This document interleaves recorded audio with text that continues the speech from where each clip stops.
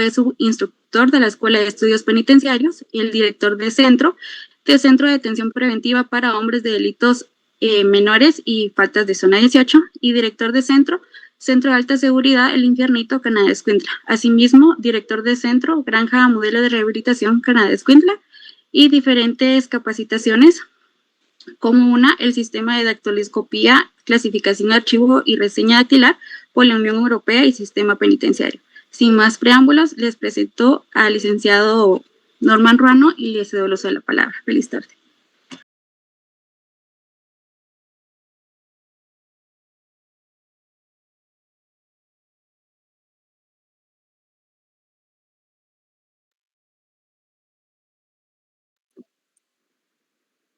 Ahora sí, me escuchan. Gracias. Buenas tardes a todos. Un gusto saludarlos.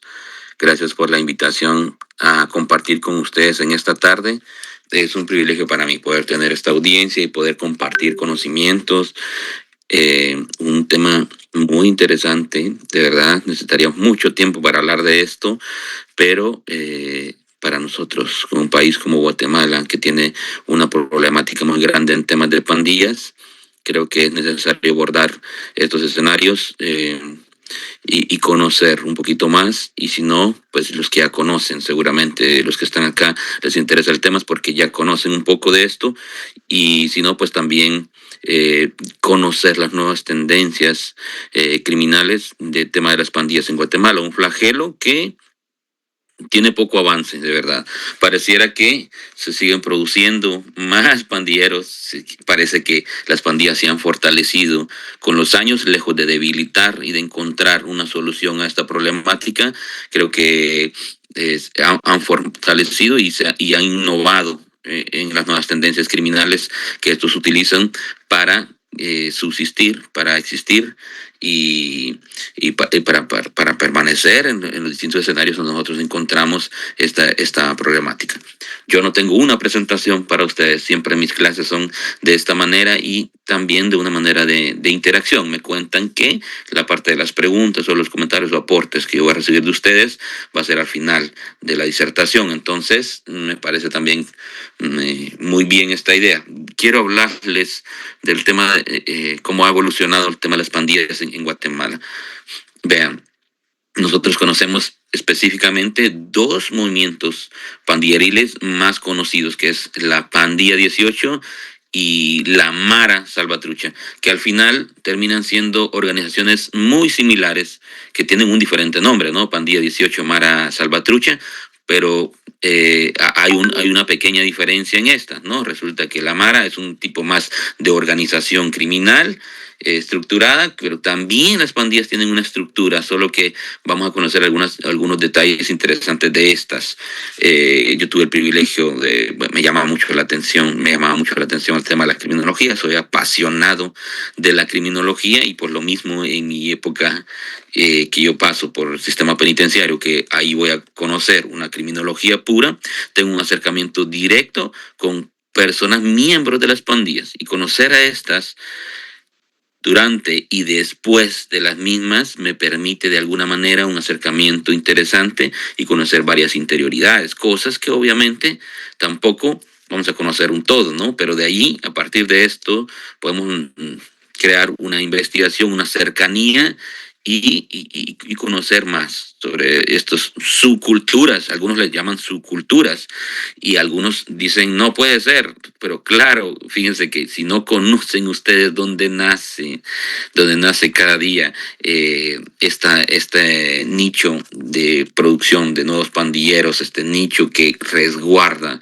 que protege, que abriga a los grupos de pandillas como familias criminógenas incluso, ¿no? Porque son familias, ¿no?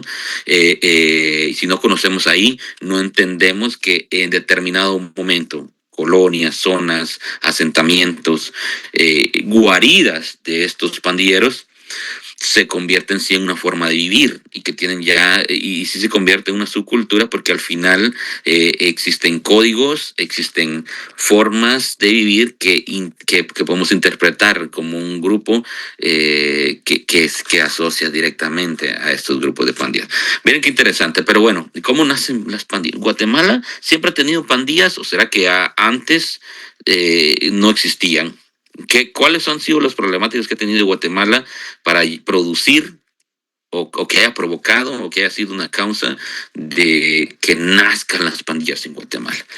Y vean qué interesante, nosotros, le voy a comentar esto que siempre lo platico en mis conversaciones. Guatemala, nosotros los guatemaltecos somos muy imitadores, de verdad, somos muy imitadores. Yo he visto mucho guatemalteco que solo se relaciona un poquito con los mexicanos y ya está hablando puro mexicano. Solo se acercan un poquito los colombianos y ya ahora Parce y ciertos comentarios como y mayor la influencia de músicos, cantantes que utilizan algunas terminologías que son originarias de estos países, y nosotros los guatemaltecos somos muy imitadores. Y no somos solo imitadores en la forma de hablar, ¿no? Yo tengo un amigo que se fue mojado para Estados Unidos, y en su paso por México, que fueron 15 días porque lo deportan inmediatamente, ya regresaba hablando como mexicano, ¿no? Entonces, y luego nosotros vimos la película de Pablo Escobar, vemos El Señor de los Cielos, y por ahí vamos adoptando conductas y comportamientos similares. Y algo así sucede con el tema de las pandillas. Por los años 90 más o menos en Estados Unidos, específicamente en Los Ángeles, California, empieza a encontrarse grupos de gangas, ¿no? Aquí se conocen todavía porque en Estados Unidos existen gangas, no solo Pandilla 18 y Mara Salvatrucha, obviamente existen acá en los Estados Unidos, existen muchas más pandillas, muchos más gangas o grupos pandilleriles de las diversas zonas, calles y así diferentes estados y colonias o barrios tienen sus diferentes grupos de pandillas que también han evolucionado, por supuesto, pero en esos años el presidente Bill Clinton, ¿no? Bill Clinton hace una masiva deportación de latinos, y muchos de los latinos que estaban en los Estados Unidos eran mexicanos, guatemaltecos, hondureños y salvadoreños. Hay más otros países, por supuesto, pero vamos a centrar en este triángulo norte: Honduras, Guatemala y El Salvador. Y por supuesto México, que sufre mucha deportación de gente que se había ido a asentar a los Estados Unidos, y a veces hijos de guatemaltecos, de salvadoreños y hondureños y mexicanos que ya habían nacido en los Estados Unidos, pero que eran hijos de guatemaltecos, ¿no? Y que se sitúan en la calle 18, en la calle 13, y empiezan con esa asociación de grupos, de jóvenes, de adolescentes que se empiezan a agrupar y a querer defender sus territorios, por ejemplo, que es una parte que se empieza a dar. ¿Tomar algo? Sí, solo voy por acá. No, de una vez pasa. Te sigo. Entonces, bueno, sucede esto en Estados Unidos, y a estas personas que habían cometido ciertos delitos o que tenían ciertas tendencias criminales son los primeros en ser deportados y devueltos a sus países como Guatemala, El Salvador, Honduras y México, y pues regresan a sus países. Cuando regresan a sus países, a Guatemala llegan determinadas personas deportadas de Estados Unidos que ya llegan con unas características, modismos, escribió alguien allá, de vestimenta, de códigos de estas pandillas que nacen en estos países, en Estados Unidos, y llegan con una manera de reclutar a jóvenes y adolescentes y crear esos grupos de pandillas o maras en Guatemala, El Salvador y México. Y muy vulnerables, ¿no? Guatemala en los años 90 tenía mucho más altos índices de pobreza, mucho más retrasos en el tema de educación, de cobertura estatal. Imagínense ustedes, y ahora no la tenemos como estaba en ese momento. Y bueno, encuentran una forma de reclutar, de encontrar adolescentes jóvenes que se acerquen a estas personas, y con esos procesos de imitación empiezan a querer ser como aquel que vino de Estados Unidos y que viste la camisa de béisbol con el 18. ¿Se recuerdan de una agrupación que se llamaba Aquid, por ejemplo? No sé si recuerdan, si no, búsquenlo ahí. Aquid es la característica de vestimenta clara de cómo iban estos deportados de Estados Unidos y llevaban esta nueva tendencia, estos nuevos códigos de vestimenta, y que les iba a llamar en ese proceso de imitación, le llamo yo, a los adolescentes guatemaltecos que rápidamente se iban a sentir identificados o le iba a ser llamada su atención a integrar este grupo. Dentro de los fundadores, pues yo conocí a uno de ellos y me decía, mira, ¿sabe qué es lo que pasa? Que lo primero que nos enseñaron es a bailar breakdance. Entonces entramos a hacer un grupo de baile, y esta es una forma de empezar a encontrar un proceso de apego o crear también un proceso de integración en el grupo de las pandillas. Interesante, porque luego ya hay exceso a algunas drogas alucinógenas, algunas drogas que provocan algún tipo de relajación, algún tipo de, bueno, nosotros nacimos y vivimos hoy en el barrio San Antonio, entonces resulta que los del otro barrio, al otro lado, podemos nosotros tener otro grupo con otros códigos, con otro abrigo, con otra forma, otro grupo de pandilla que va a empezar a marcar un territorio. Y vean, eso va basado más, vamos a ver, bueno, bien, a temas de rivalidad en cuanto al territorio y a marcar diferencia en cuanto al territorio donde domina determinado grupo que defiende su territorio, y es que aquí no puedes entrar porque aquí nosotros somos del barrio 18 y ustedes allá son de la MS-13. Y traen esa cuestión porque en Los Ángeles pues ya se daban las cuestiones delincuenciales, es decir, actos de rebeldía, ya se daban atentados entre los mismos grupos pandilleriles, y aquí en Guatemala se empieza a replicar tal situación. 1990, 94, 98, por el año 2005 se marca muy grande, 2004, 2005, se marca muy grande ya esa rivalidad, esa distribución de los territorios, donde Boca del Monte, Zona 18, El Milagro, por ejemplo, ¿no? Son territorios del barrio 18, es un ejemplo que estoy dando, y Zona 6, barrio San Antonio, ¿cómo se llama? Santa Catarina, Pinula, son territorios de MS-13, y entonces son bien marcados los territorios de operación, pero estos incursionan en actividades criminales. ¿Cuáles son las actividades criminales que estos incursionan? Bueno, resulta que, vamos a ver, ¿qué puse acá? Aparece de alguna manera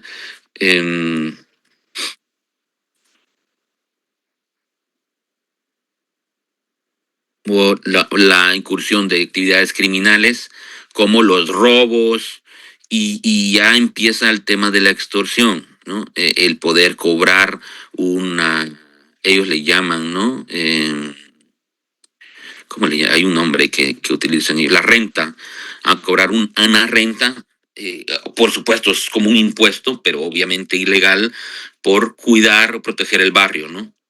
Y algunas personas que tienen negocio empiezan a optar por ese pago, que de alguna manera era exigido, que de alguna manera es obligado a pagar, pero cuando empiezan a obtener recursos, estos también empiezan a poner negocios. ¿Qué negocios? Panaderías, compran un bus, ponen una tienda, bueno, empiezan a optar por negocios propios de los mismos miembros de las pandillas, y se dan cuenta que hay una rentabilidad. Entonces quiere decir que nosotros a los demás negocios que no son nuestros tenemos que exigirle también una renta, o ahora conocido como una extorsión, y empiezan a producir mucha más plata, ¿no? Porque llegan al año 2009, entre el 2009 y 2011, que fue el pico de las extorsiones, es cuando se da ya el uso más generalizado del teléfono celular, y cualquier persona tenía un número y te llamaban y te decían, mire, tiene que pagar usted tal cantidad o renta. Y si ustedes van a las estadísticas del año 2000 a 2011, fue la mayor cantidad de asesinatos de pilotos de buses, porque se dan cuenta que estos buses recolectan plata, obviamente, de transportar personas y que tenían la facilidad de exigirle a cada bus, que eran numerosos la cantidad de buses para diferentes destinos, donde ellos podían obtener una cuota diaria, semanal, de la extorsión o de los cobros que tenían, y empiezan a fortalecerse económicamente. Estas agrupaciones criminales están ya estructuradas. Por ejemplo, el barrio 18 se maneja bajo la famosa rueda del barrio, que son representantes de las diferentes clicas que operan en diferentes partes del país. Se supone que son 18 personas líderes, ¿no? Pero es uno el que tiene el mando, pero es como un consejo que ante la toma de decisiones se respeta esa situación. La Mara Salvatrucha igual maneja un consejo, que es un grupo que lidera, pero yo hasta el año 2014, más o menos, que estudio el tema de las pandillas de Mara Salvatrucha, encontramos que esta se convierte más en una estructura criminal porque tiene bien definidos sus estructura, ¿no? Imagínense que tiene un auditor o un contador que ve las finanzas de la estructura criminal. Muy organizada, incluso tiene incrustadas la Mara MS, termina teniendo incrustadas a miembros de la Mara dentro de las organizaciones estatales, es decir, el Ejército de Guatemala, la Policía Nacional Civil, el mismo sistema penitenciario. No tengo pruebas, pero tampoco tengo dudas que en un momento dado hayamos tenido tal vez hasta un funcionario, por ejemplo, un diputado que sea muy cercano a este tipo de pandillas. Y hemos encontrado fenómenos interesantes en la evolución de las pandillas, que ahora hay grupos políticos asociados a pandillas. Imagínense ustedes hasta dónde hemos llegado. Es algo muy, muy interesante, que yo no voy a mencionar nombres, por supuesto, porque eso ya ustedes lo conocen, o si no, pues busquen y les queda de tarea poder investigar un poquito sobre eso. Pero miren qué interesante cómo va evolucionando el tema de las pandillas, y se van empoderando y van adquiriendo cuestiones financieras. Esto es como el tema del terrorismo, ¿no? Del terrorismo y el lavado de dinero en el mundo. Se convierten en organizaciones criminales poderosamente económicas, que mueven sumas altas dinerarias. Yo les digo, hace poco me enteré yo que una empresa en San José Pinula pagaba 40,000 quetzales semanales de extorsión. Imagínense ustedes, una empresa. Por supuesto, es una empresa muy grande, ¿no? Genera saber cuánta plata más a la semana, pero 40,000 quetzales semanales de extorsión. Esto lo cobra el jefe de una clica. Entonces, es una empresa de San José Pinula. O sea, 160,000 quetzales al mes de rentabilidad, porque los dejen trabajar, y si no, les dan muerte a sus trabajadores. En este caso pueden ser pilotos, por ejemplo, de bus, a sus ayudantes, o le van a hacer un atentado a los propietarios, hijos o dueños de la empresa. No sé, cualquier cosa que pueda pasar. Y cuando los empresarios se oponen a estos pagos, cosas como en el 2018, el bombazo, se recuerdan de las rancheritas, si no, búsquenlo ustedes, ahí van a encontrar bombazos en buses donde mueren personas. Vean, la máxima influencia de estas pandillas se da en un país como El Salvador. El Salvador es un país con una economía mucho por debajo de nuestro país, Guatemala. Y resulta que su capacidad de operación incrusta directamente en El Salvador, porque la Mara Salvatruchas como tal se llama Mara Salvatruchas por el tema de Salvador, o sea, es decir, era más compuesta por integrantes salvadoreños. Entonces, la mayor influencia de la Mara Salvatruchas era de salvadoreños deportados, y esto mismo hacen en El Salvador y reclutan a mucha más cantidad, y por eso es que es más masivo, y es en todo el país de El Salvador que teníamos una cantidad enorme de mareros o pandilleros. Y también los 18, ¿verdad? Que los 18 era más influenciada por mexicanos, y Guatemala, que se queda en medio, adopta a las dos pandillas, ¿no? a Barrio 18 y a Mara Salvatrucha. Por eso es que tenemos las dos fuertemente encontradas en nuestro país. Entonces, miren, sigue evolucionando y estos empiezan a tomar fuerte, como empiezan a caer en prisión muchos miembros de estas pandillas. Obviamente estos no son inmunes y algunos sí empezaron a caer a la cárcel y se van a la cárcel algunos líderes, jefes de clicas de la Barrio 18 y también de la MS, con fuerte influencia salvadoreña. Les digo yo, muchos de los miembros de la Rueda del Barrio 18 como miembros del Consejo de la Mara Salvatruchas tienen orígenes y nexos con El Salvador, por ejemplo. Entonces, si no son los padres, son ellos salvadoreños, ¿verdad? Y por lo menos nacieron allá. Si no son hijos de padres salvadoreños o madres salvadoreños, uno de los dos, por ejemplo. Entonces hay una fuerte influencia de esto, ¿no? Y sigue creciendo el tema de las pandillas de los años 2010 al 2019 o 2020, creciendo en poderío, en incursión, y llegan a dominar las cárceles. Mire lo que sucede en las cárceles, que resulta que ahora en Guatemala hay cárceles para miembros del Barrio 18 y hay cárceles para la Mara Salvatrucha. Tienen sus propias cárceles ellos, incluso, imagínense. Entonces, esto en El Salvador hacen una cárcel y a todos los ingresan ahí mezclados unos con otros. Había una rivalidad de estos grupos criminales que de un momento dado por el año 2010 en adelante, luego de supuestos acuerdos, porque tampoco creo que sean acuerdos que se respeten en su totalidad o que sean indefinidos, pero estos ya se involucran más por hacerse crecer económicamente y no convertirse más en una lucha entre grupos rivales, sino que en crecer económicamente y en una forma de vivir. Imagínense, una forma de vivir. Entonces, en el año 2019 se viene el COVID, ¿no? Se viene la crisis mundial del COVID-19 y a partir de ahí ya cuesta un poquito más, no solo con los toques de queda, la movilidad, sino que también con la recesión económica, con la economía se empieza a mover en ciertos ambientes más y en otros que se terminan muriendo, ¿no? Por ejemplo, yo vi restaurantes que cerraron, como restaurantes que se volvieron muy exitosos, ¿no? Ante este cambio evoluciona también la operación de las pandillas porque era más difícil de cobrar la extorsión, ¿no? O cerraron negocios que pagaban extorsión, entonces la economía de los pandilleros también es afectada.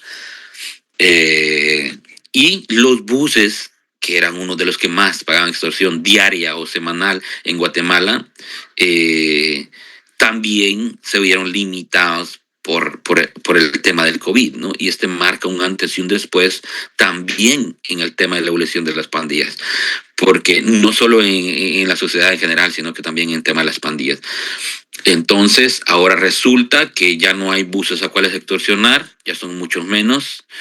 ¿Qué se hicieron esos pilotos de bus? ¿Qué se hicieron esos ayudantes de bus? ¿A qué se dedican hoy? ¿Qué hicieron? Resulta que ahora tenemos una infinidad de taxis piratas, vehículos que hoy se volvieron transporte colectivo, pero de una manera ilegal, arbitraria, no pagan impuestos, no están registrados, no sabemos quiénes son, y empiezan a adoptar una nueva modalidad de los famosos secuestros express. Es decir, llevo una posible víctima, ya sea para determinada acto criminal que quiero cometer, por ejemplo, robarle, o puede ser una violación, por ejemplo, una agresión sexual, o simplemente un secuestro express para sacarle plata. O sea, y optan por este tema. Estos también hasta sus negocios empiezan a caer o a algunos les puede dar éxito, pero ¿dónde invertimos, dónde movemos esa plata y dónde no hemos encontrado la forma de poder tocarle a ellos el dinero, tocarles sus finanzas para que ellos se debiliten? Es que eso es lo que hay que hacer, ¿no? Miren, la ley contra el terrorismo, la ley de lavado de dinero, a nivel generalizado en el mundo realmente, fueron con opciones de limitar las finanzas de las estructuras criminales. El lavado de dinero no incluye solo a los narcotraficantes, también a los traficantes de armas, traficantes de órganos, los que se dedican a la trata de personas. Todas estas personas que se dedican a temas criminales como estos y que han optado y tienen la posición de tener buenos beneficios económicos, han sido contrarrestados y limitados a través de la ley de lavado de dinero y otros activos, seguirle la huella y el endurecimiento de las penas para estos que cometen estos delitos. Igual a los terroristas, ¿cómo vamos a poder financiamiento del terrorismo? ¿Quiénes financian a los terroristas? Si nosotros le pegamos a las finanzas, esto es lo que vamos a poder nosotros debilitarlo. Mientras no tengan recursos, a lo mejor ellos no van a tener dinero para más armas, a lo mejor no van a tener dinero para subsistir, entonces tienen que buscar otras formas de vivir que no sea la delincuencia. Entonces, a partir del COVID optan por unas nuevas tendencias criminales. Ya la extorsión ya no les podía bajar, obviamente, sigue al día de hoy, 2026, 6 años después, sigue la extorsión, pero ha venido una tendencia, una nueva tendencia al cambio de las modalidades criminales de las pandillas. Tanto que terminaron fortalecidas económicamente, tanto que han innovado también que bueno, me saltaba una parte del año 2005 a 2012, cuando se da la fuerte tendencia del sicariato, por ejemplo, también, ¿no? Que también se convertía en una forma de vivir cuando estos cobraban, depende de la víctima que tú querías, así es el cobro del sicario que íbamos a mandar en moto o que íbamos a mandar a cometer tal acción. Y los narcotraficantes, por ejemplo, se dieron cuenta que contratar un sicario profesional, un exteniente del ejército, francotirador que no podía cobrar 50,000, 100,000, 200,000 quetzales según la víctima para darle muerte, un pandillero me cobraba mucho menos y es mucho más fácil desvirtuar la forma del asesinato cuando un pandillero llegaba en moto, asesinaba a una persona y decía, fue por robarle el teléfono, a lo mejor fue enviado directamente a cometer el asesinato y pagado por otra estructura criminal más grande, que puede ser un tema del narcotráfico, por ejemplo. Conocí muchos casos en los cuales narcotraficantes utilizan al día de hoy todavía a las pandillas para cometer sus crímenes y desvirtúan directamente una investigación, porque si lo asocias al tema de las pandillas se pierde que sea una rivalidad, por ejemplo, de un negocio, de una cualquier otra cosa, razón real de la comisión de estos delitos. Entonces, luego del 2020, en el tema del COVID y todo, estos empiezan a fortalecerse y a encontrar una forma de vivir a través del narcomenudeo.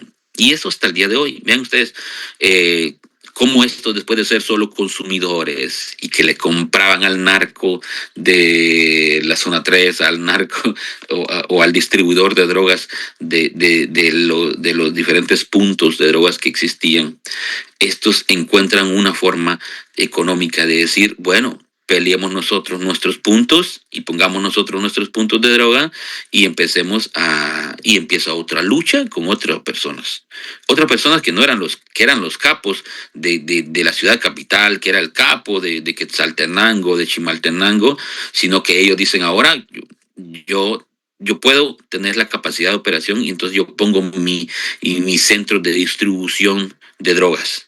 Y eso hasta el día de hoy, y estos se empoderan, ¿no? Porque el narcotraficante carga guardaespaldas, armas, mucho dinero, entonces el pandillero se llega a fortalecer tanto que ahora no tiene nada que envidiarle un pandillero en poderío y armamentístico a un narcotraficante, porque ellos empiezan a optar a comprar armas, dice, y ustedes lo van a ver. Pueden investigar ahí cuántas, a veces en los allanamientos, en la zona 18, en la zona 6, en zona 21, cuántos allanamientos se han hecho en algunos casos de seguimiento a grupos de pandillas, y cuando llegan a sus guaridas encuentran fusiles de asalto, nuevos, incluso automáticos, encuentran armas que estos han aprendido a utilizar, donde han contratado incluso a exmilitares para que les capaciten y les den esos entrenamientos a jóvenes, adolescentes y jóvenes que empiezan a utilizar armas y que tienen una capacidad. O sea, para llegar a cobrar una extorsión que no es pagada a tiempo, estos llegan en sus diferentes vehículos, características que algunos de ustedes ya conocen, llegan al punto y se bajan patojos, miembros de las pandillas con fusiles de asalto y lo saben utilizar. Entonces, cómo esto ha venido evolucionando y el poderío económico que han tenido para poder adquirir estas armas, y cómo se apropian de territorios donde estos empiezan a pelear con otros grupos de narcomenudeo y a pelearse los territorios, porque se dan cuenta que ahora Guatemala ya no es un país de paso de drogas, sino que también un alto porcentaje de consumo de drogas. Entonces las pandillas se convierten también en distribuidores de drogas y se dan cuenta que a partir de eso encuentran un nicho que les va a dar economía también. Siguen con la extorsión, pero también ahora encuentran una forma más fácil. La extorsión tiene 6 años de cárcel, ¿no? Condenan a la persona que recibió el depósito, que es una vecina, una familiar, quien se atrevió a prestar la cuenta, pero encuentras también que ahora hay otros delitos que tal vez son penas menores o son más difíciles de denunciar, incluso más difícil de comprobar. Entonces dicen, bueno, entonces mejor engañemos a la gente, entonces mejor estafemos a la gente. Y empiezan el tema de las estafas. Señores, detrás de estas estafas están los pandilleros también y encuentran una forma de sacar dinero, ya no como extorsión, sino que como una estafa, y que tú, si te has estafado, simplemente ya no vas a recuperar tu plata, ya no vas a volver a confiar en una modalidad de estas, pero no vas a denunciarlo tan fácil. Aparte de eso, ¿cómo cuesta demostrarlo, no? Entonces empiezan a enviar aquellos famosos mensajitos donde te dicen que ganaste $30,000 y un Toyota Hilux, pero que tienes que enviar un código, y todavía no hace ni un año yo tengo un conocido que envió un código de saldo de 100 quetzales, por ejemplo. Otro que depositó 500 quetzales, por ejemplo, porque le dijeron que tenía que depositar esos 500 quetzales y que su número de transacción iba a ser el código para que recibiera y canjeara su premio. Imagínense ustedes. Detrás de esto, no solo hay imitadores, porque también están los imitadores que aprenden el caló pandilleril de los pandillas o de las maras y que logran intimidar a las personas cuando te llaman y te dicen mira, tienes que colaborar con la pandilla, hágame el favor, fíjate que nos mataron a un miembro de la pandilla y sabemos que usted es una buena persona, y si usted nos puede colaborar con unos 2,000 quetzales, muy agradecidos, ya sabe que la pandilla va a estar muy agradecida con usted, y si no quiere colaborar, pues nosotros vamos a tener que optar por otras formas. Total, que le termina convenciendo y usted termina colaborando. Y al final ya no es una extorsión, sino que es una forma de intimidar y incluso en algunos casos de imitar y también de alguna manera estafar a la gente, y una gran cantidad de imitadores hoy llamándole a usted de esta manera y usted depositando, colaborando. Tristemente es la nueva tendencia de las pandillas. Hoy otra característica interesante es que ya no vas a encontrar miembros de las pandillas o las maras con un tatuaje alusivo a su pandilla. Desde que El Salvador, un país tan pequeño, con un PIB 5 veces menor que el de Guatemala, llega un presidente que hace un cambio radical en cuanto al tema de las pandillas y se la toma personal, y obviamente ante cuestiones inconstitucionales logra convertir a El Salvador de quizás el país más peligroso del mundo, a convertirlo en uno de los países más seguros del mundo. Y díganme ustedes, ¿qué pasa? ¿Qué pasó? La política salvadoreña despierta los ojos de los pandilleros y mareros guatemaltecos y dice, si en Guatemala un día llega un presidente como el de El Salvador, va a querer hacer lo mismo. Entonces, si tú te tenés el tatuaje y que perteneces a una pandilla, inmediatamente vas a ir a un SECOT de Guatemala, que cuándo va a existir, no sé cuándo, quizás nunca, pero supónganse que ustedes algún día existiera, entonces dicen estos señores, no, ya no nos vamos a tatuar. Ya no nos vamos a poner el 18, ya no nos vamos a poner el MS. Entonces ahora para pertenecer a la pandilla existen y evolucionan con otros códigos. Por ejemplo, el código de vestimenta, por ejemplo, los cortes de cabello, que son característicos identificativos de los tenis, los zapatos que utilizan, cuáles son las marcas y otros tipos de señales o códigos que estos empiezan a evolucionar en cuanto a su lenguaje y códigos representativos, y ya no necesariamente tienes que encontrar una persona tatuada para pensar, con un 18, un MS, para que tú digas, bueno, este es miembro de la pandilla, ¿no? Bueno, eso más que todo en el 18, que son más jailosos, más representativos. MS, hasta hace varios años atrás, son menos las personas que se tatuaban, y ahora menos, señores, de verdad. Entonces, el poderío armamentístico, el poderío económico que las pandillas tienen para poder, bueno, a ver cómo es el tiempo, pero vamos bien, les permite no ya vivir en esas guaridas, asentamientos o lugares vulnerables o escondites, sino que ahora también estos señores han optado por vivir en residenciales. ¿Qué quiere decir? Que uno de los que está escuchando ahorita, usted puede vivir en algún residencial de los más exclusivos de su ciudad, que no está lejos, que tenga de vecino por ahí un pandillero, un miembro de la pandilla, y que usted no lo sabe, Entonces han optado por buscar o encontrar otros destinos, ¿verdad? Así como han encontrado otros destinos, otras actividades criminales en las nuevas tendencias, también otros destinos donde tú no los vas a encontrar, donde hay aquellas colonias están a lo que ellos reclutan, pero ellos manejan desde lugares privilegiados también sus nexos con las pandillas o actividades criminales. Y luego la incursión en la política. Yo hace unos varios años, yo estoy estudiando criminología desde el año 2012, y todos los días enamorado de la criminología, trato la manera de encontrar nuevas cosas importantes. ¿Y qué les digo? Hace unos varios años, 2012, 2013 quizás, alguien dijo, no se vayan a asustar si un día tienen ustedes un diputado miembro de la pandilla o miembro del barrio 18, de la MS. Pero ¿y esto por qué? Porque les cuento que hoy hay una cifra más o menos de unos 20,000 pandilleros en Guatemala. Si estos se agrupan y dicen, pongamos un candidato y votemos por él, lo pueden elegir. Fíjense ustedes, cuando esta persona dijo esto, yo dije, esto es una locura, de verdad.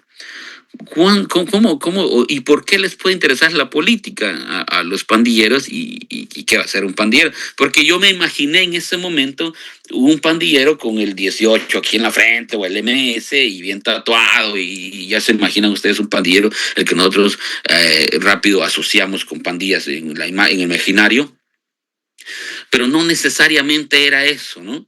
No necesariamente era eso, ¿no? Sino que necesariamente puede ser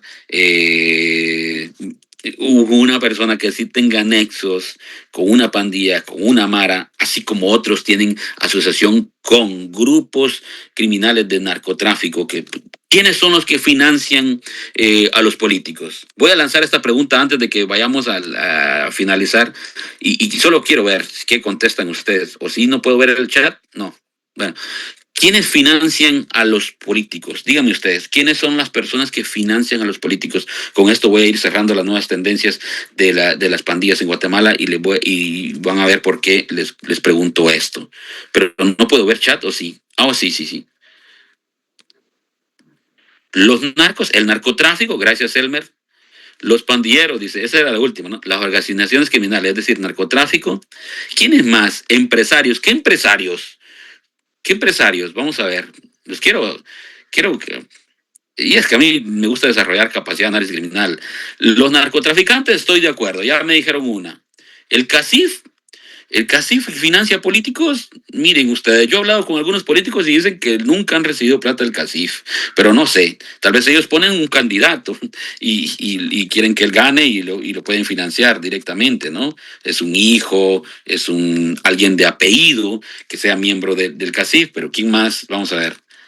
Hay unos empresarios, pero ¿cuáles son los empresarios? Vamos a ver. Constructores, gracias Alexander. Qué excelente. Miren, los contratistas del Estado.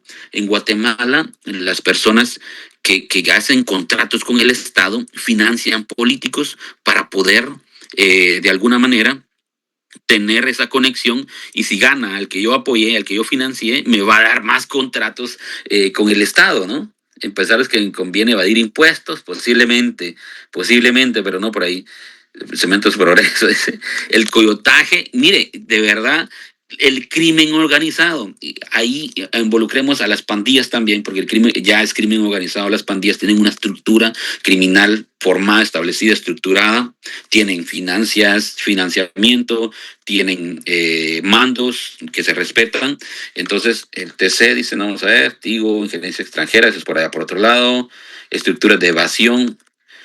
Claro, vean, miren, el CACIF como tal, como ya les dije, yo más creo que ellos ponen su candidato y si lo financian es directamente, pero es por intereses particulares específicos de esos empresarios. Pero los empresarios que tienen constructoras o los empresarios que tienen contratos con el Estado, es decir, narcotraficantes, contratistas del Estado y crimen organizado. Yo necesito inmunidad, ¿sí? Entonces, posiblemente, ahora por eso es que ustedes han visto narcoalcaldes, narcodiputados que optan por la inmunidad. Ellos no los pueden, la policía no los puede registrar, la policía no los puede retener, imagínense. Entonces, buscan inmunidad muchos de estos criminales. Otros necesitan tener una línea de alcaldes, ¿no? Yo opero en la frontera, entonces todas las alcaldías y ahora vamos a tener alcaldes pandilleros, dice, imagínense ustedes, es posible, la pandilla raíz, dice, es posible, ¿no? Yo, la verdad, no quiero herir susceptibilidades y tampoco quiero mencionar nombres como se los dije a ustedes, pero miren, existen ahora. No estamos, ya en Jiquimaltengo hay varios, dice, y hay asociaciones directamente ligadas a esto, ¿no? Por eso aparece la prima del diputado tal, la prima del alcalde tal, la sobrina, y ahora la sobrina con el máximo líder de determinada agrupación criminal también. Entonces, y es más, miren ustedes, yo digo una cosa, si en Guatemala nosotros detestamos las pandillas, quiere decir que cuando vengan las elecciones el próximo año, los partidos que hacen señas con pandillas, va a ser fácil que no gane a nadie, ¿no? O sea, hasta el final los mismos partidos políticos optan por señales con manos. O sea, hay una tendencia al tema de las pandillas, ¿no? ¿Ya se dieron cuenta de esto? De verdad, o sea, y dicen que este es el 8 y pues este es el 1 y y aquí hay 8, entonces estoy rifando 18. Imagínense ustedes, no sé, yo no sé mucho sobre eso, es lo que he escuchado y que no tiene tal vez mucha seguridad de que sea de esa manera, pero tampoco nos tenemos que alejar de una realidad. Pues resulta que las nuevas tendencias de las pandillas ahora es incursionar en la política, el poderío político. ¿Por qué? Porque al final, el año pasado se aprueba una ley antipandillas y resulta que quienes se oponen a esa ley antipandillas, ¿quiénes son? ¿Qué diputados? ¿Qué partidos políticos? A lo mejor estos han recibido plata de las pandillas ya para su financiamiento, o a lo mejor le dicen bloqueen esto, aquí hay tanto, ¿no? No sé, puede ser tanta cosa, ¿no? Imagínense. Entonces, ahí es donde nosotros encontramos una nueva tendencia criminal para operar desde el Estado. Miren qué delicado es esto, porque El Salvador llegó a eso, señores. Llegó a eso, hasta que llegó un presidente. Yo no sé cómo dejaron pasar, cómo se les metió el presidente Bukele con la cooptación que las pandillas tenían en el Estado de El Salvador, que estos tenían cooptado. Y al final se les mete una persona que se le toma personal y agarra la guerra contra las pandillas. que ya lo intentó Honduras y no le funcionó, cosa que lo han querido intentar en Guatemala y no han podido. Y cuando nosotros vamos a lograr contrarrestar esto, cuando las estructuras criminales incrustadas en el Estado sean limitadas a su mínima expresión posiblemente, ¿verdad? Entonces, esto es, chicos, de verdad. La disputa de territorios con el narcomenudeo hoy es una de las formas criminales que encontramos nosotros como causas de los delitos que se cometen actualmente en nuestro país. O sea, no espera, es una bomba de tiempo. No crean ustedes que lo que pasó hace poco en la cevichería de la zona 6 y luego en la limonada al día siguiente es cosa de ¿cómo es? Riñas entre pandillas. No, es directamente disputas de territorio por narcomenudeo. Sí, esa es. Y estas nuevas elecciones, que estamos a las puertas, a casi un año de elecciones políticas, no está lejos que se vengan atentados, y yo creo que ya empezaron también, contra candidatos a alcaldes, y más, escuchen lo que les voy a decir, se van a recordar de esto, más en lugares, municipios donde operan las pandillas, la violencia. Estos están sedientos y hambrientos de poder político. ¿Para qué? Díganme ustedes, ¿para qué están hambrientos y sedientos de poder político los pandilleros? Quédense con esa idea. Yo de verdad quiero dejarlos con esto, no para que ustedes se preocupen, sino que para que ustedes desarrollen capacidad de análisis criminal y digan ustedes, es cierto, o sea, ¿por qué? Es cierto, las pandillas quieren incursionar en la política, bueno, ya incursionaron, ahora ya salieron a la luz, ya nos dimos cuenta que están ahí, ¿no? Entonces, ¿pero cuál es el interés a poder territorial? Muchas gracias, Alexander. O sea, ¿qué van buscando? ¿Qué es lo que quieren? O sea, al final de todo, ahora ya mencionaron ustedes a alguien por ahí, no sé, la verdad, si esta persona tenga tendencias a las pandillas y si ahora, imagínense que nosotros tengamos un presidente con una tendencia pandilleril. Sería doloroso para nosotros los guatemaltecos, nosotros que tenemos... ¿Qué pasó, Evelyn? Pero un poco de la evolución de pandillas en cuanto a qué hora cometen dentro del sector criminal. Ok, tema. Sí, eso ha venido históricamente. El tema de las desmembraciones es una forma, es un rito que hacen los pandilleros en cuanto al tema de bueno, no hay menores de edad aquí, ¿verdad? En cuanto a la desmembración de una persona. Antes, por ejemplo, miren la evolución de las pandillas. Antes, por ejemplo, las mujeres dentro de la pandilla no pasaban de ser jainas, ¿no? No pasaban de ser chequeo, no pasaban de ser paro. Ahora ya se cree que hay mujeres que tienen cierto liderazgo dentro de la pandilla. Por ejemplo, la desmembración. Hay una pandilla que tenía como código nunca desmembrar a una mujer. Ya encontramos nosotros que han optado por este tipo de recursos y cómo va evolucionando las nuevas tendencias criminales por infundir terror o miedo. Otro tema bien interesante, porque ya estoy por terminar y en mi tiempo con ustedes y porque también hay otros compromisos, en decirles que intentan declarar a los pandilleros terroristas en Guatemala. Es otro tema bien bonito, bien interesante. Cuando intentan declarar a los pandilleros como terroristas en Guatemala, yo dije, ¿qué pasa en realidad? ¿Solo le vas a dar un título? ¿Solo le vas a dar el título que ahora ya no son mareros, sino que ahora son terroristas? Porque es un endurecimiento de penas, porque el terrorismo no tiene medida sustitutiva, porque, bueno, tal vez sí. Pero les digo algo, si le tocamos, y yo dije un día, miren ustedes, yo tengo la solución a las extorsiones en Guatemala. ¿Cuál es? Toquémosle sus finanzas.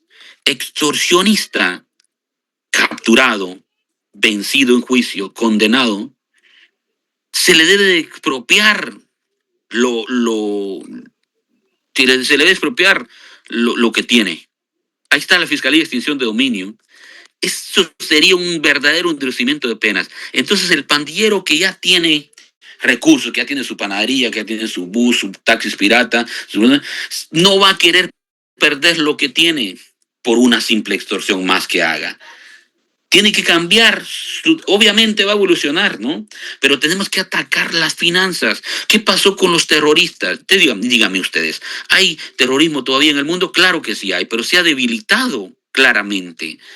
Evolucionó a otras formas quizás, pero si le tocamos sus finanzas, se debilitan. No hay recursos para comprar armas, no hay recursos para comprar más vehículos, no hay recursos para subsistir. Entonces, yo dije esto, ¿no? Ahora actualmente laboro todavía en el Congreso de la República, pero tal vez no tengo una voz tan escuchada como para decirles, señores, por favor. Bueno, hay que tener cuidado quién se lo decís también, ¿no? Porque, como les decía, ¿qué políticos están ahora? O sea, yo, por ejemplo, si yo quiero ser diputado por listado nacional o por la lista metropolitana de la capital, si yo me voy a convencer a toda la zona 18 que vote por mí, soy diputado electo. ¿Y qué les puedo ofrecer yo a toda esa gente, no? Entonces, miren, pues, miren qué interesante esto, ¿no? Si les tocamos sus finanzas, a lo mejor estos no van a querer perder lo poco que tienen, porque últimamente les va a pasar a lo que le ha pasado a otra gente, que terminan perdiendo hasta lo que hicieron legalmente. ¿Sí? Yo tengo un conocido que trabajó 14 años en la SAT, tenía buen sueldo porque era el contador de la aduana, y bueno, no sé si otras cosas, pero tenía su buena casa, ya había hecho unos terrenos, una gasolinera, pero luego se volvió político y al ser político cometió un error con un cheque de la municipalidad, total, se fue a la cárcel.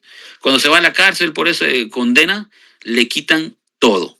Le quitaron dinero, le embargaron sus cuentas, le quitaron sus vehículos y terminó perdiendo la casa que había hecho después de trabajar 14 años allá. Y como él demostraba y decía, miren, esta casa no la hice con dinero ilícito de la municipalidad, se lo quitaron.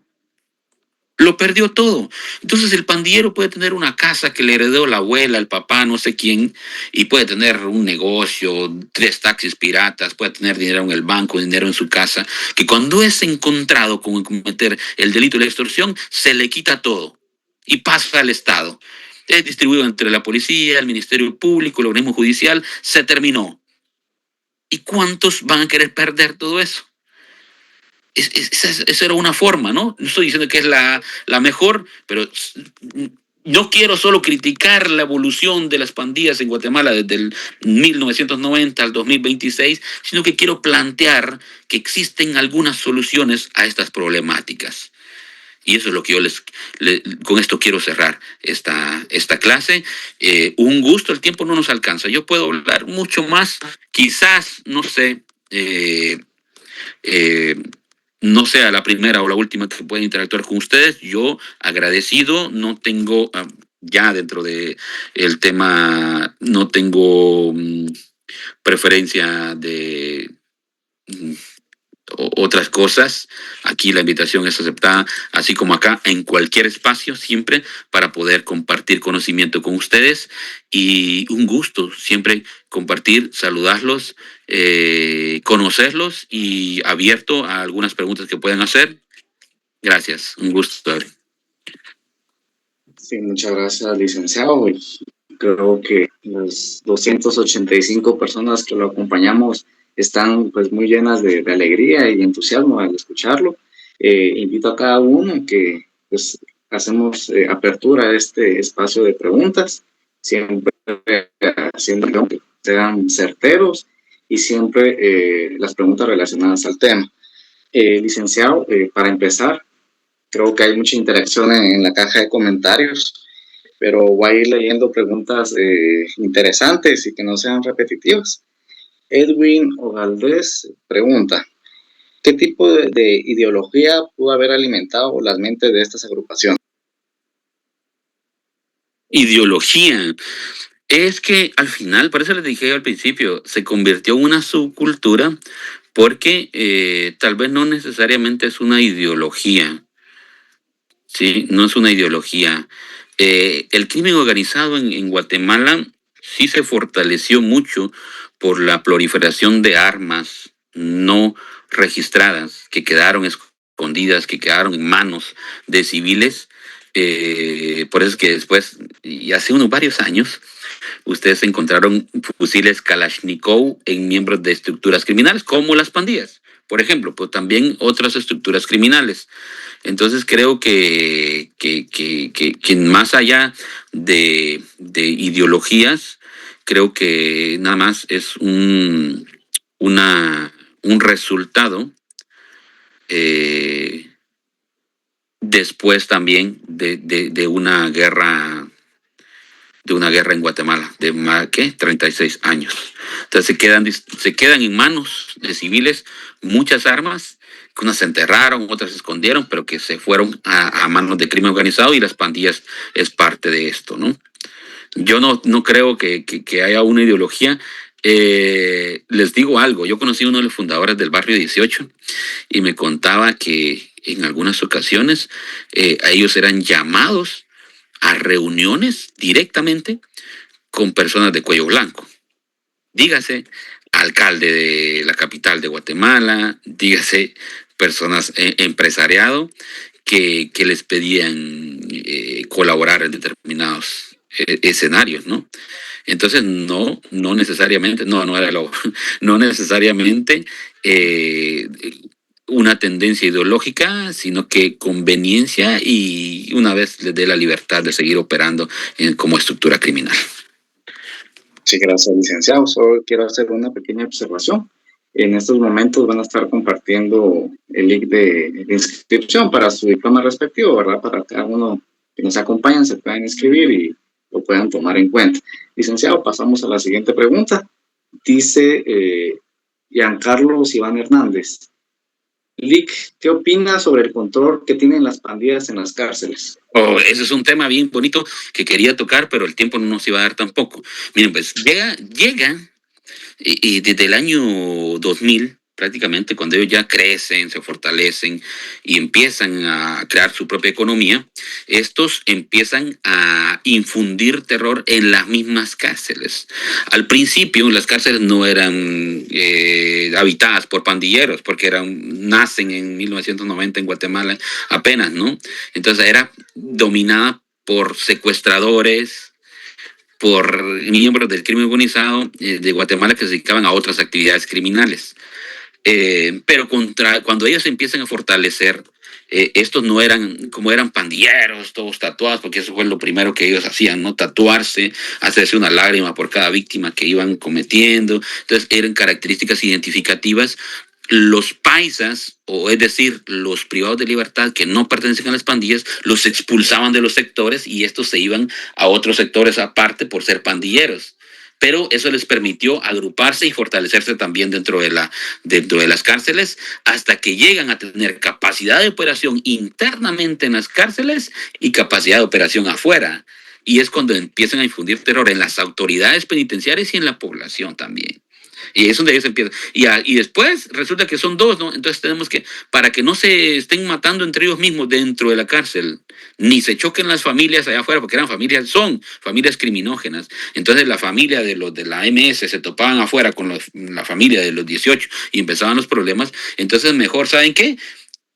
Vamos a colocar a los MS allá en el Boquerón, hasta allá en Quilapa, Santa Rosa, porque también tienen centro de operaciones en ese lugar, y coloquemos a los 18 en la zona 18, que es su mayor fortaleza, ¿verdad? Y entonces se terminan creando. ¿Y quién tuvo esa fabulosa idea?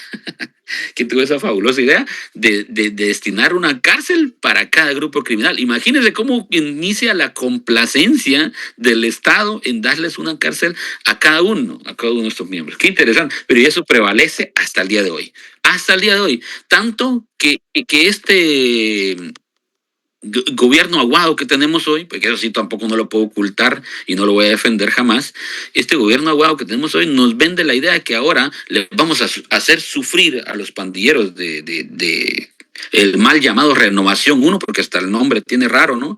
Que sí se llamaba cárcel de alta seguridad del infiernito, y vamos a ponerlos en contenedores, y solo para la foto meten ahí a unos privados de libertad, para la foto, para decirle a la población, aquí lo vamos a tener, pero solo era para la foto. Realmente estos señores dominan la cárcel y ellos quieren estar en el preventivo de la zona, en el Renovación 1, porque el centro de operaciones del barrio 18 ahora está en Escuintla.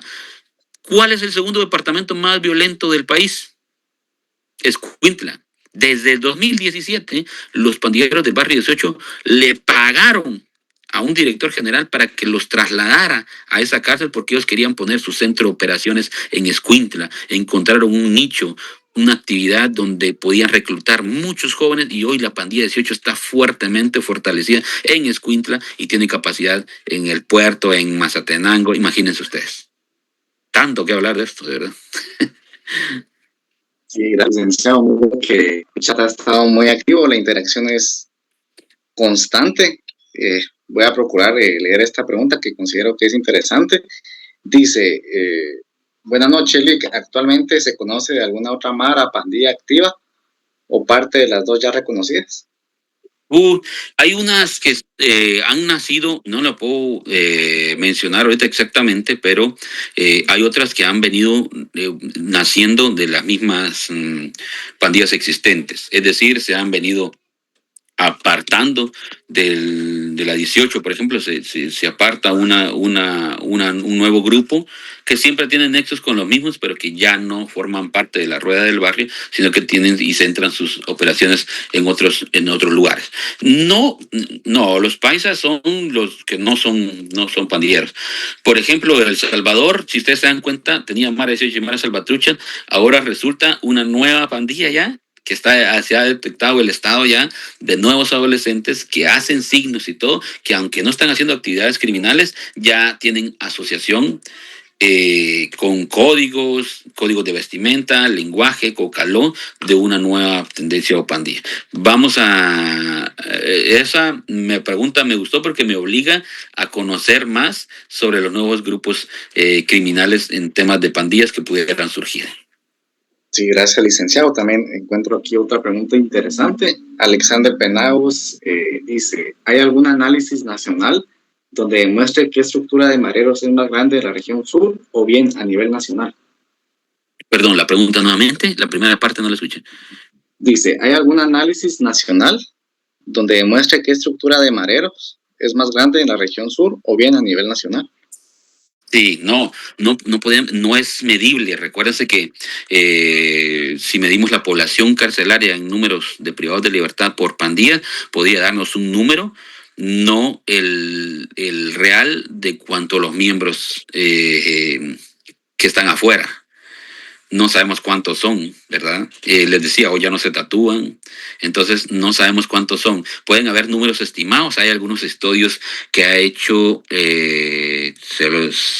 vamos a ver, permítanme, es una ONG, una fundación, La Ceiba, pueden encontrar por ahí. Ellos se van a los asentamientos, conocen ahí y tal vez algunos números muy cercanos a la realidad, pero no podemos. Tendríamos que hacer un censo, ¿no? Y no todos van a decir, yo pertenezco a la pandilla, por ejemplo. Sí. Hay otra pregunta, que voy a tratar de plantearla de mejor forma.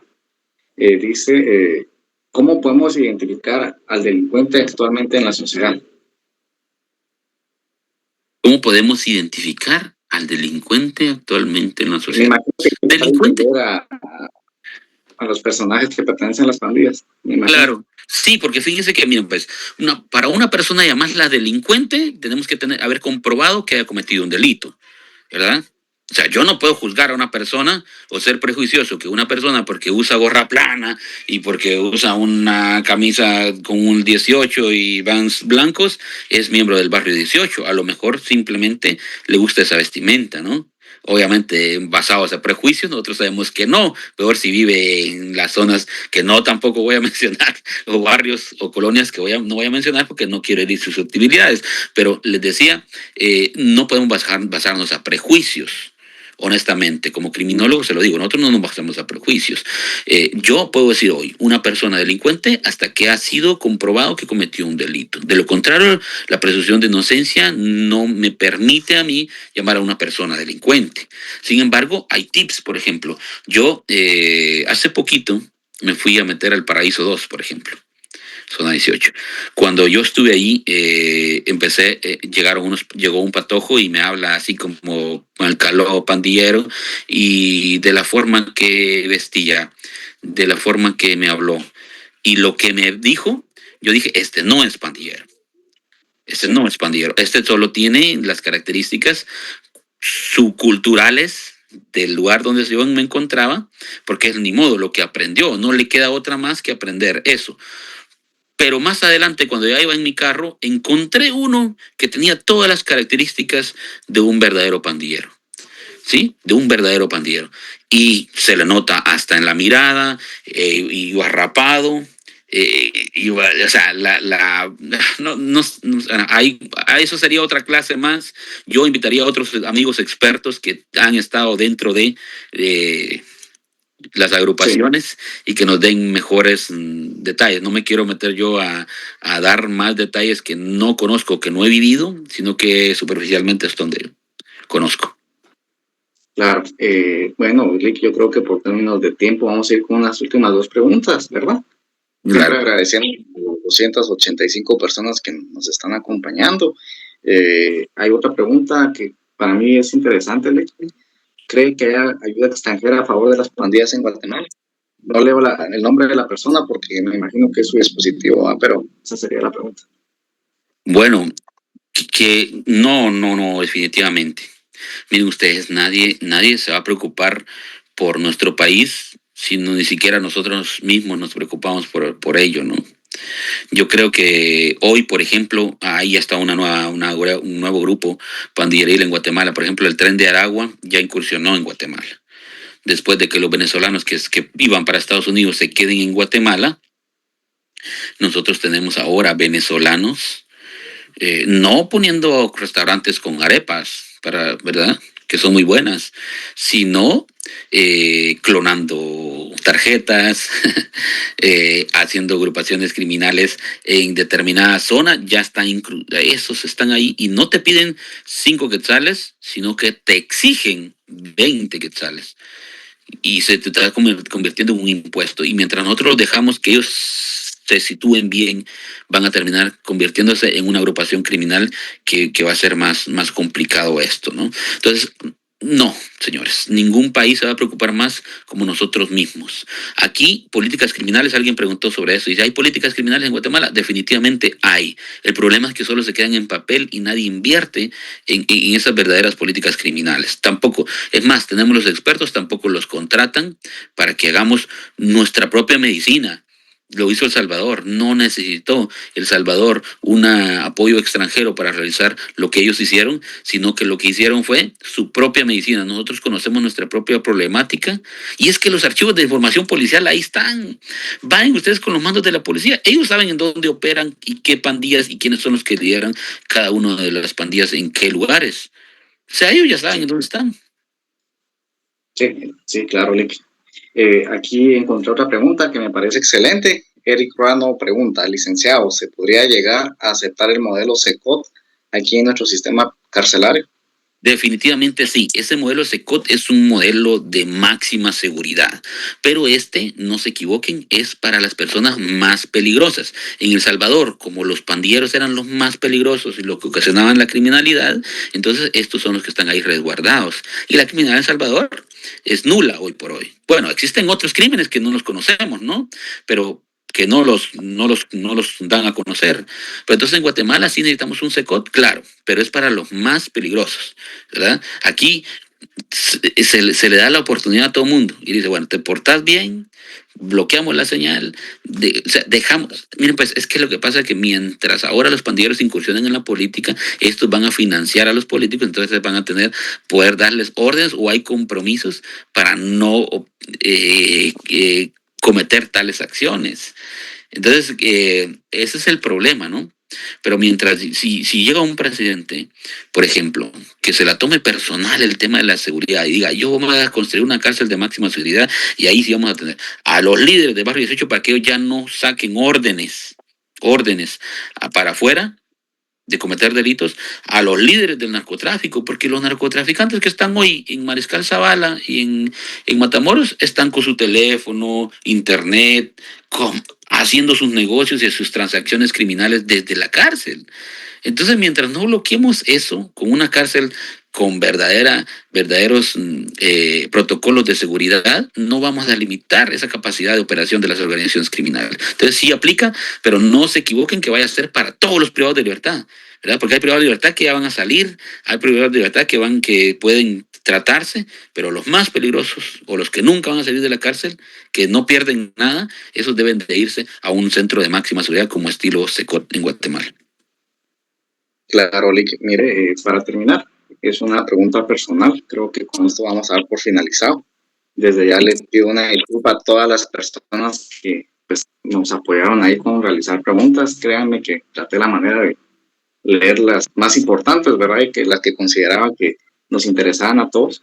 Licenciado, ¿qué recomendación o en su caso, qué haría usted si estuviera al mando de algún poder para contrarrestar estas pandillas o el crimen organizado? ¿Qué recomendaciones le daría a la gente que tiene negocios y que son víctimas de esto?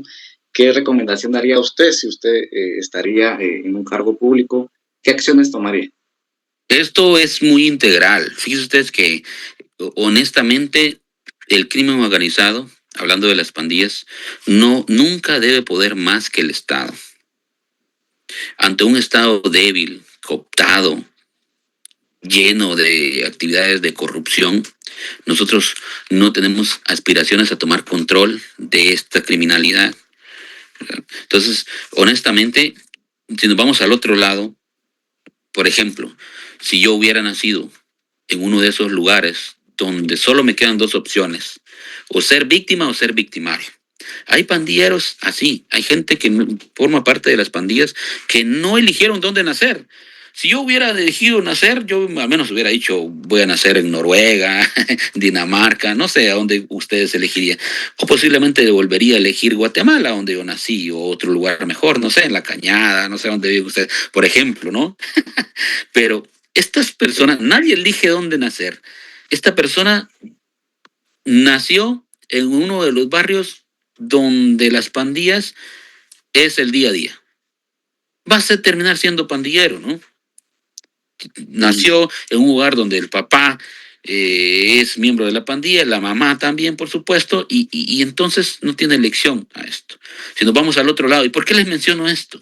Porque resulta que el Estado no ha hecho nada, absolutamente nada, por por contrarrestar esto, ¿no? Por hacer presencia en estos lugares donde nacen y se producen a estos criminales. Entonces ellos no eligieron nacer ahí. ¿Cuándo? Esto va a llevar mucho tiempo, ¿no? Si lo quieres hacer de la forma correcta, les va a llevar mucho tiempo, quizás 20, 30 años, pero tenemos que comenzar ya.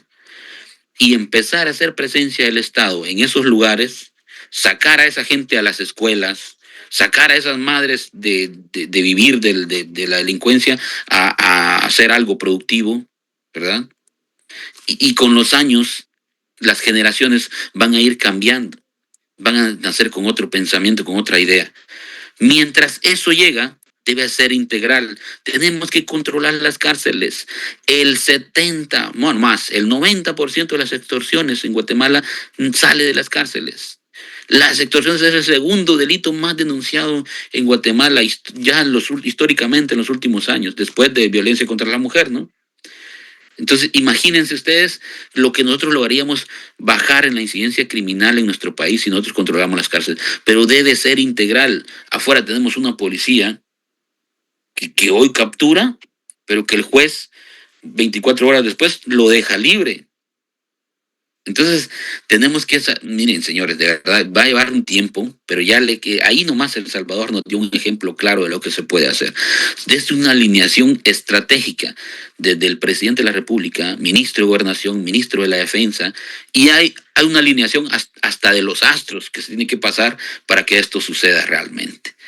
¿verdad? Es algo bien complicado. Yo me quedo nada más en una cuestión integral, a poner a trabajar verdaderamente a la policía, a poner de verdad orden en un sistema penitenciario, unas cárceles, entonces cortar la capacidad de operación de las estructuras criminales, entonces limitas la criminalidad y entonces empezás a accionar también en las políticas públicas, en la presencia del Estado, en esos lugares donde se producen los criminales, que ya sabemos dónde es.